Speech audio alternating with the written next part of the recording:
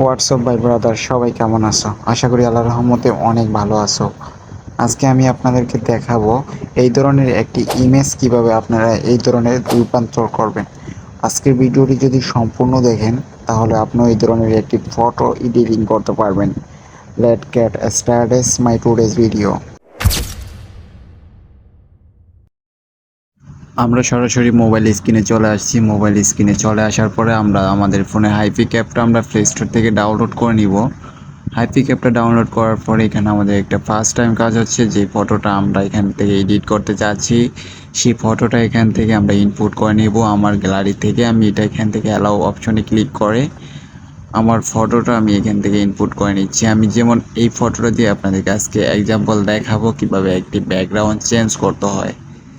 তার জন্য আমি এই ফটোটা এখানে অ্যাড করে নিয়েছি। অ্যাড করে নেওয়ার পরে এটা আমি এখানে অবজেক্টে ক্লিক করে আমি এটা ক্রপ করে নিব। ক্রপ আমার যতটুকু প্রয়োজন, ক্রপ করার পরে এই এআই যে একটা অপশন আছে সেটাতে ক্লিক করে আমরা মাঝ পজিশনে রেখে একটা ফন্ট টাইপ করব। এই টেক্সটটা আমি আমার ভিডিও ডেসক্রিপশন বক্সে দিয়ে দিব, সেখান থেকেও আপনি এটা ব্যবহার করতে পারেন। তারপর কিছু সেকেন্ড ওয়েট করার পরে আমাদের এআইটি ইমেজ জেনারেট করে দিবে। জাস্ট কিছু সেকেন্ড ওয়েট করতে হবে এখানে। দেখুন আমার এখানে 99% হয়ে গেছে। দেখুন গাইস, এআই আমাদেরকে 3টা ইমেজ দিয়ে দিয়েছে। 3টা থেকে আমরা যে কোনো একটা এখান থেকে সিলেক্ট করে ব্যবহার করতে পারি। আপনার যেটা ভালো লাগে সেটা এখান থেকে নিতে পারেন। যেমন আমার এক্সাম্পল 3 নাম্বারটা ভালো লাগছে, আমি যে কোনো 3 নাম্বারটা এখান থেকে সিলেক্ট করে আমি এখানে সেভ করে এটা আমি ওটা ব্যবহার করতে পারবো। টিক চিহ্নতে ক্লিক করে উপরে সেভ আইকন আছে, সেভ আইকনে ক্লিক করলে সরাসরি আমার এটা গ্যালারিতে চলে যাবে।